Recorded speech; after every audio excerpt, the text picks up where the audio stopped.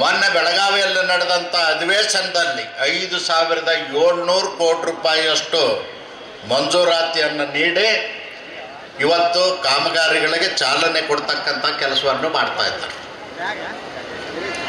ಬಂಧುಗಳೇ, ಕೃಷ್ಣಾ ಮೇಲ್ದಂಡೆ ಯೋಜನೆ ಸಂತ್ರಸ್ತರು ಅನೇಕ ವರ್ಷಗಳಿಂದ ಹೋರಾಟ ಮಾಡ್ತಿದ್ರು. ಯಾವ ಕಾಂಗ್ರೆಸ್ನವ್ರಿಗೆ ಮತ ಹಾಕಿ ಅಧಿಕಾರ ಕೊಡ್ತಕ್ಕಂಥವ್ರು ಸಂತ್ರಸ್ತರಾಗಿ ಪರದಾಟುವಂಥ ಪರಿಸ್ಥಿತಿ ಇತ್ತು.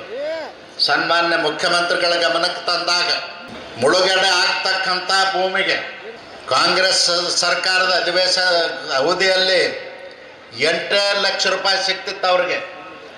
ಇವತ್ತು 24 ಲಕ್ಷ ರೂಪಾಯಿಗಳನ್ನು ಮುಳುಗಡೆ ಆಗ್ತಕ್ಕಂಥ ಭೂಮಿಗೆ ಕೃಷ್ಣಾ ಮೇಲ್ದಂಡೆ ಯೋಜನೆಯಲ್ಲಿ ಕೊಡ್ತಕ್ಕಂಥ ಕೆಲಸವನ್ನು ಮಾಡಿದವರು ಮಾನ್ಯ ಶ್ರೀ ಬಸವರಾಜ ಬೊಮ್ಮಾಯಿ ಅವರು. ನಾನು ಯಾಕೆ ಇದನ್ನು ಹೇಳಕತ್ತೀನಿ ಅಂದ್ರೆ, ನಮ್ಮ ಸಿದ್ದು ಅವ್ರಿಗೊಂದು ಆತಂಕದ, ಇಲ್ಲೇನೋ ಕಾಂಗ್ರೆಸ್ನವರು ಅಪಪ್ರಚಾರ ಮಾಡ್ತಾರಂತ. ಅದಕ್ಕಾಗಿ ಅನೇಕ ಬಾರಿ ಸಿದ್ದು ಅವ್ರು ನನ್ನ ಜೋಡಿ ಬಂದು ಜಗಳಾಡಿದಾರೆ, ಕಾಂಗ್ರೆಸ್ನವ್ರು ಅಪಪ್ರಚಾರ ಮಾಡ್ತಾರಂತೇಳಿ. ಜಮಖಂಡಿಯಲ್ಲಿ ಇದೇ ಮೊದಲ ಬಾರಿಗೆ ಓಪನ್ ಆಗಿದೆ ginger house family restaurant. Veg ಮತ್ತು non veg variety food item ಒಂದೇ ಕಡೆ ಲಭ್ಯ.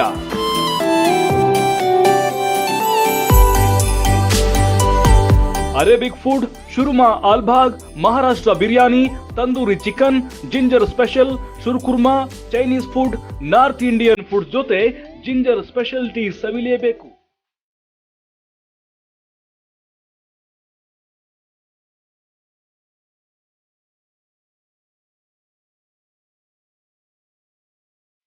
ವೆಜ್ ಮತ್ತು ನಾನ್ ವೆಜ್ ಫ್ರೆಂಡ್ಸ್ ಕಪಲ್ಸ್ ಗಳಿಗಾಗಿ ಪ್ರತ್ಯೇಕ ಸಿಟ್ಟಿಂಗ್ ಹಟ್ ಇದೆ. ಪಾರ್ಟಿಗಾಗಿ ಆರ್ಡರ್, ಕೇಟರಿಂಗ್ ಸರ್ವಿಸ್ ಲಭ್ಯ ಇದೆ. ಉತ್ತಮ ಭೋಜನಕ್ಕಾಗಿ ಜಿಂಜರ್ ಹೌಸ್ಗೆ ಭೇಟಿ ಕೊಡುವುದನ್ನ ಮಾತ್ರ ಮರಿಬೇಡಿ. Ginger house family restaurant, RTO office ಹತ್ತಿರ, ಜಮಖಂಡಿ.